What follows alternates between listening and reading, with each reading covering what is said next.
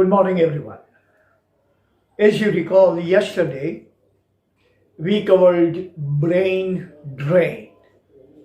Means India losing all the intelligentsia, all the high-profile, prodigious-minded people to the West. They all ran away out of the sheen of the dollars and the pounds and everything else. Today we are going to go into brain gain.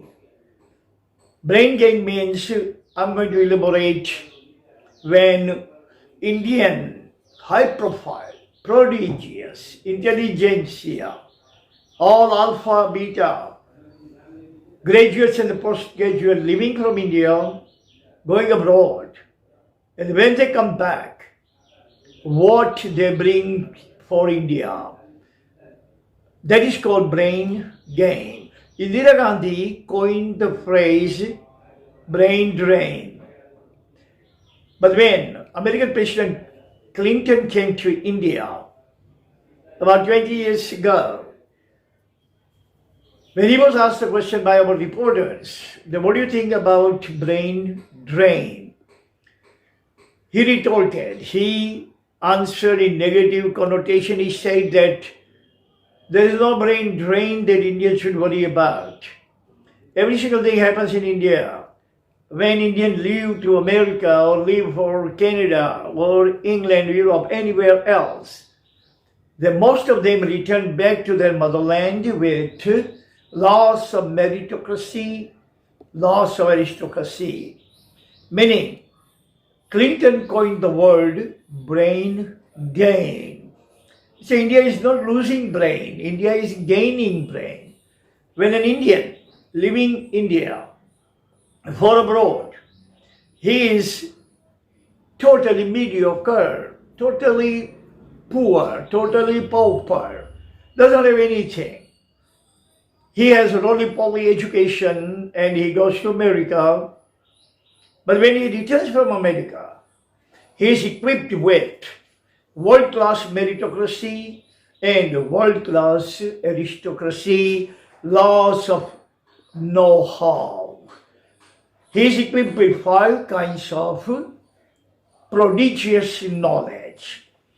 And he makes India richer than when India was when he left.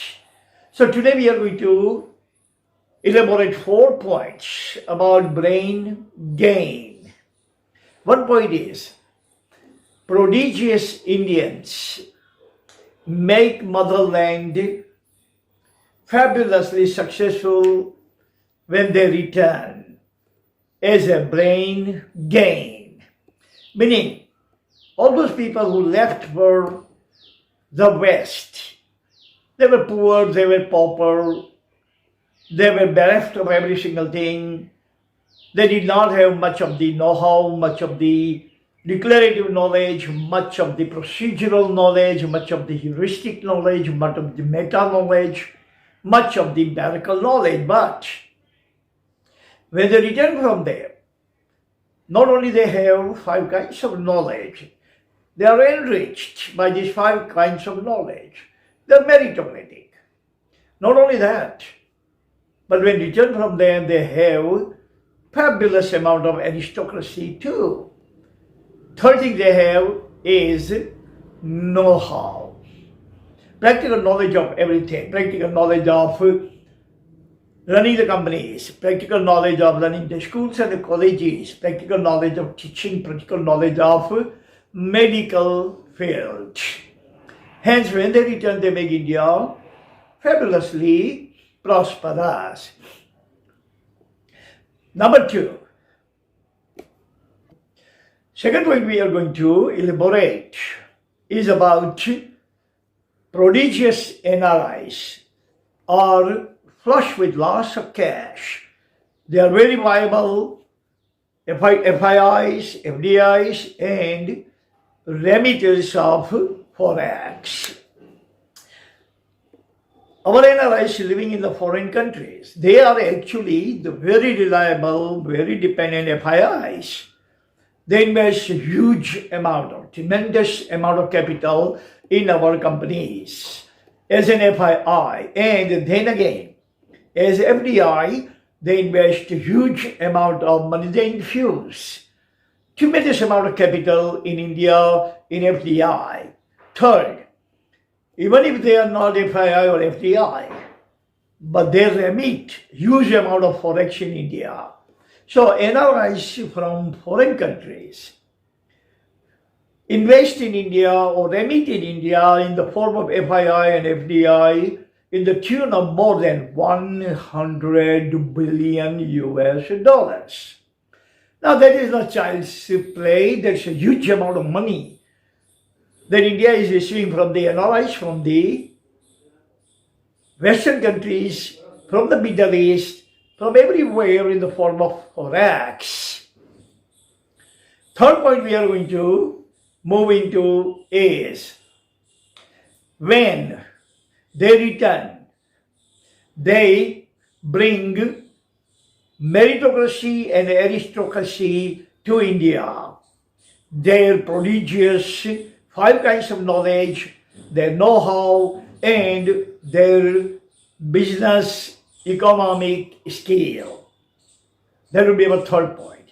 So when the Indians who have left India, they don't leave India forever. They don't bid India goodbye forever, but they have definitely intention in the back of their mind to return back to motherland sooner or later. Everyone, every single person, whether they return or not, but they have intention. So when they return, they are very viable, very capable, They have lots of money, lots of experience, lots of know-how, lots of skill and talent to run the company, to run the economy, to run the business and economy, to run hospitals, to run malls, to run state-of-the-art colleges and run state-of-the-art hospitals. We don't have to train them. India does not have to train them, but they are so trained by the foreign nations, by the foreign society, by the foreign businesses, that when they come over here, they are able, capable, and viable to take over any kind of domain, any kind of faculty. That is why Vice Chief Azim Premji were one day asked by the reporter, Azim Premji, what do you think about the future management of India? You know what he said? He said bluntly, very bluntly he said, we don't have business management in India. We have to import them. We have to outsource them from the West. Because Indian, leaving India, going into the West and they settle down over there for a couple of decades.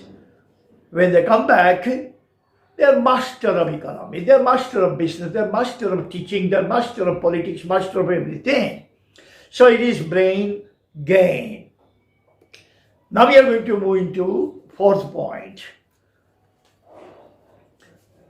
Fourth point is they build India with their 5 kinds of knowledge. They are alpha people, they are beta people, they are Gullivers. They are not epsilon or Lilliputians. So when they come back, they have 5 kinds of knowledge. That is declarative knowledge they have, procedural knowledge they have, meta-knowledge, heuristic knowledge, and empirical knowledge. When they leave Indian shore, they only have 1 kind of knowledge, declarative. And that is also slipshod knowledge. Slipshod. Not perfect world-class knowledge. But when they return, they have declarative knowledge, procedural knowledge, heuristic knowledge, meta and empirical knowledge. On top of that, all 5 kinds of knowledge are world-class knowledge. They don't bring anything haphazard, ragtag, or roly-poly.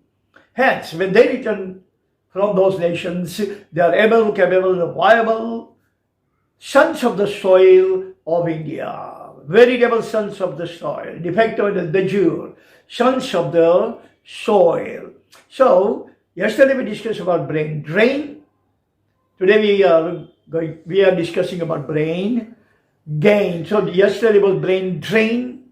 Today is brain gain. Thank you very much for listening and watching. See you again tomorrow, and I would like to make one suggestion. I've been getting, viral burst as far as the viewers are concerned, 1,200, 1,500. But I'm not satisfied with the subscribers. Subscribe. It's better for you. You don't have to pay a penny. I will be reaching in your home. I will be sending you the message. You will never miss any of articles. I have been writing articles since 1997. 1997, that's 25 years almost. And writing on Facebook, FB since 2015. I can send you 25 best articles every day, and most of that in English language, not vernacular, but lingua franca, that you are going to use for you, for your students, for your children. So remember, subscribe and make it easier for you.